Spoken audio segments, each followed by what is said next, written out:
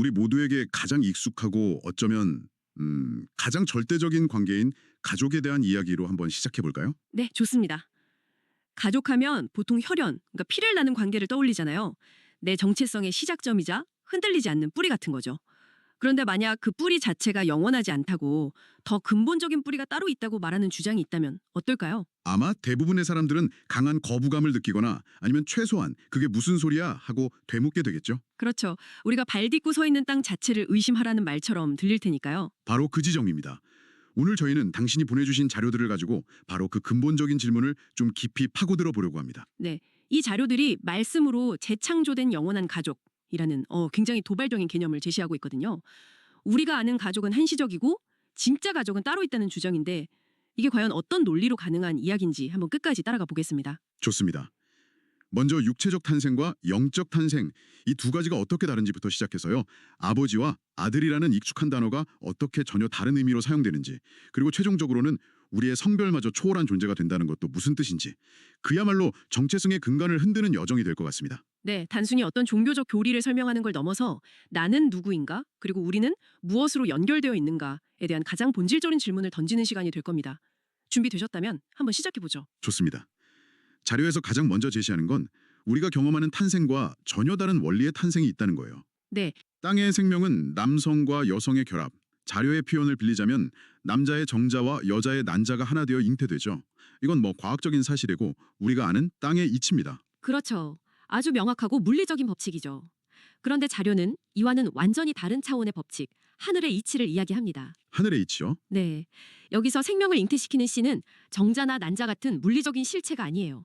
바로 하나님의 씨, 즉 하나님의 말씀 또는 진리의 말씀이라고 명시하고 있습니다. 아, 물리적인 결합이 아니라 한 개인이 하나님의 말씀을 온전히 받아들여서 그 말씀과 하나가 되는 영적인 과정, 그것이 바로 영적 출생의 원리라는 겁니다. 그러니까 이걸 컴퓨터에 비유하자면요.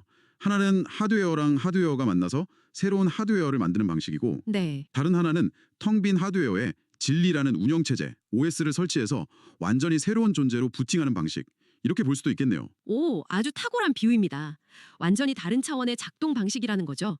그래서 자료는 이 두 가지를 철저하게 분리합니다. 아예 분리를 하는군요. 네, 육체의 자녀를 낳는 원리랑 영적인 존재를 낳는 원리는 그 근본부터가 다르다고 명확하게 선을 긋는 겁니다. 이 지점에서 정말 강력한 예시가 등장합니다. 예수 시대의 유대인들 이야기인데요. 네, 그렇죠. 그들은 자신들이 아브라함의 자손이라는 혈통에 엄청난 자부심을 가졌잖아요. 그런데 예수는 그들에게 너희는 마귀의 종이라고 말합니다. 와, 저는 이 부분을 읽고 정말 충격을 받았어요. 그럴 수밖에 없죠. 아니, 당시 사회에서 혈통이라는 건 거의 절대적인 가치, 신분 그 자체였을 텐데 그걸 정면으로 부정해버린 거잖아요. 바로 그게 핵심입니다. 이건 단순한 모욕이 아니라 그들의 정체성 기반 자체를 뒤흔드는 선언이었던 거죠. 기반 자체를요? 네, 그들은 우리는 아브라함의 후손이다라는 누구도 부정할 수 없는 혈통적 사실 위에 자신의 모든 정체성을 쌓아 옮겼습니다. 그런데 자료에 따르면 예수는 그 혈통이 구원의 조건이 될 수 없다고, 심지어 진정한 정체성의 근거조차 될 수 없다고 말하는 겁니다. 왜죠? 그 근거가 뭔가요? 그들이 진리의 말씀을 받아들이지 않았기 때문이라는 겁니다. 아브라함의 피를 물려받았는지는 중요하지 않다는 거예요. 오히려 진리를 거부했기 때문에 그들의 영적인 아버지는 아브라함이나 하나님이 아니라 마귀라고 재규정해버립니다. 이건 정말 당시로서는 상상할 수 없는 거의 혁명적인 주장이었을 겁니다. 듣고 보니 그렇네요. 내 아버지는 네가 아는 그 아버지가 아니야 라고 말하는 것과 같으니까요. 맞습니다. 결국 이 자료들이 당신에게 전달하려는 메시지는 이거군요. 당신의 진정한 정체성과 구원은 당신이 누구의 아들, 딸인지 어떤 가문 출신인지는 다 지우고 오직 하나님의 말씀이라는 하나의 필터로만 정의된다는 것. 이건 개인의 역사를 송두리째 바꾸라는 굉장히 급진적인 주장입니다. 맞습니다. 정체성의 기준점을 혈통이라는 과거의 사실에서 말씀을 받아들이는 현재의 선택으로 완전히 옮겨버리는 겁니다. 마귀에게서 해방되어 진정한 자유를 얻고 영생을 누리는 길은 타고난 조건이 아니라 살려주는 영인 진리의 말씀을 받아들이고 의지하는 영적 거듭남을 통해서만 가능하다는 것을 극단적으로 보여주는 예시인 거죠. 알겠습니다. 혈통이 중요하지 않다는 건 이해가 됐어요. 그런데 좀 이상하지 않나요? 그렇게 혈통과 육체를 부정하면서도 왜 계속 아버지, 아들 같은 가족용어를 쓰는 걸까요? 이 표현 자체가 남성적인 이미지를 떠올리게 해서 결국 오해를 만드는 것 아닌가요? 그냥 창조주와 피조물이라고 하면 될 것을요. 아주 예리한 질문입니다. 그리고 바로 그 지점이 자료가 설명하는 두 번째 핵심, 즉 개념의 전환입니다. 개념의 전환이요? 네, 자료는 우리가 그 단어들에 갇혀있기 때문에 본질을 오해한다고 지적합니다. 하나님 아버지라는 호칭이 남성이라는 성별을 의미하는 게 아니라 생명의 근원, 즉 창조주를 의미하는 상징적인 표현이라는 겁니다. 아, 그러니까 성별의 문제가 아니라 역할의 문제다. 정확합니다. 아버지는 씨를 주는 존재, 즉 생명의 시작점을 제공하는 역할을 상징하죠. 그래서 하나님 아버지는 남성신이라는 뜻이 아니라 모든 영적 생명의 씨앗인 말씀을 주시는 창조주라는 의미로 사용된다는 겁니다. 그렇군요. 마찬가지로 하나님의 아들 역시 남성이라는 성별이 아니라 그 말씀의 씨를 받아 태어난 존재, 즉 하나님의 말씀으로 창조된 피조물이라는 영적 신분을 의미하는 거고요.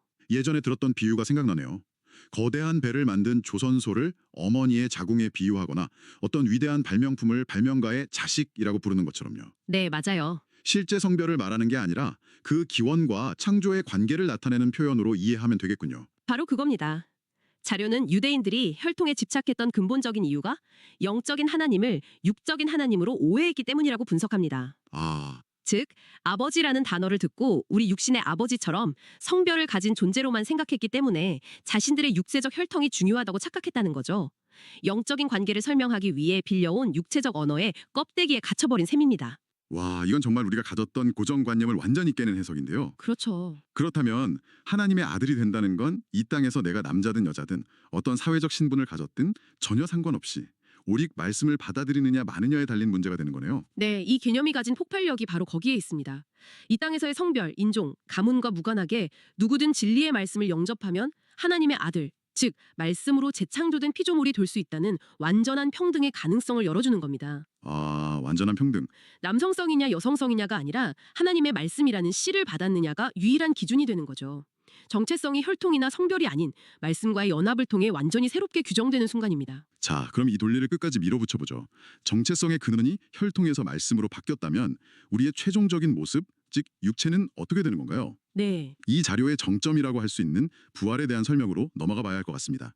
자료에 따르면 예수님이 오실 때 부활하게 되면 천사들과 같이 육체의 성별이 없는 신령한 존재가 된다고 하는데요. 네, 이 지점에서 우리는 왜라는 질문을 던져야 합니다.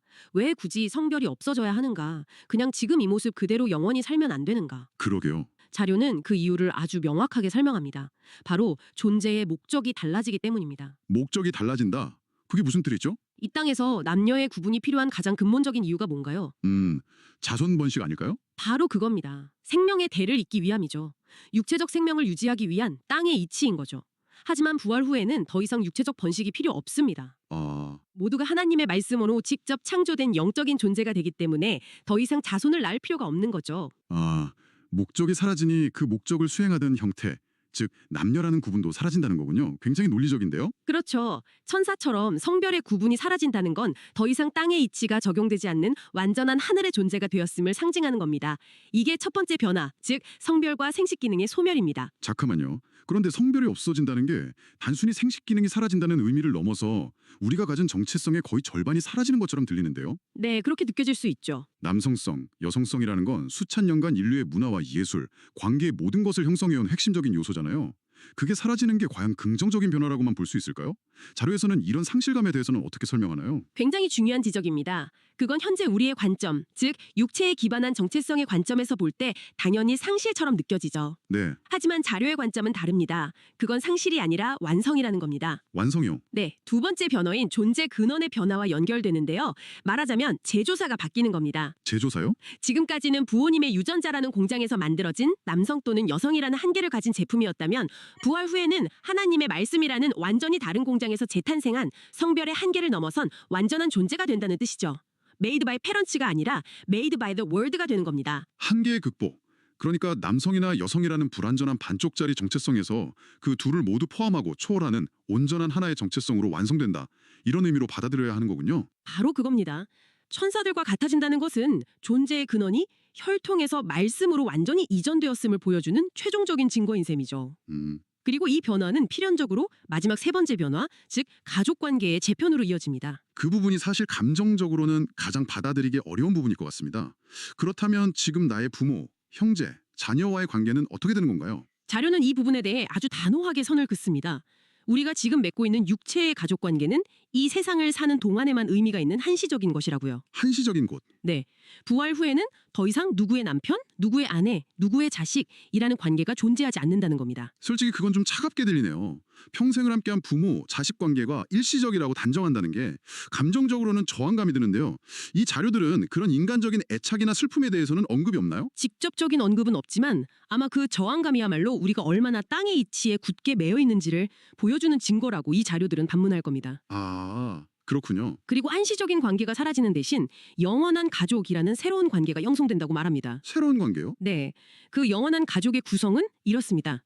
하나님을 유일한 창조주, 즉 아버지로 모시고 예수를 모든 이들의 맏형으로 삼아서 말씀으로 재창조된 모든 존재가 성별이나 과거의 관계에 얽매이지 않고 동등한 형제자매로서 영원히 함께 사는 관계, 이것이 자료가 제시하는 최종적인 가족의 모습입니다. 결국 혈연으로 맺어진 이 땅의 가족은 언젠가 죽음으로 해체될 유한한 공동체이고 말씀으로 맺어진 하늘의 가족만이 영원한 공동체라는 거군요.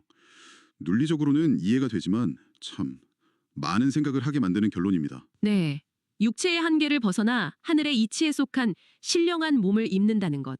그것이 바로 이 자료들이 말하는 궁극적인 변화이자 영원한 가족의 구성원이 되는 자격인 셈입니다. 그럼 오늘 나눈 이야기를 한번 정리해보죠.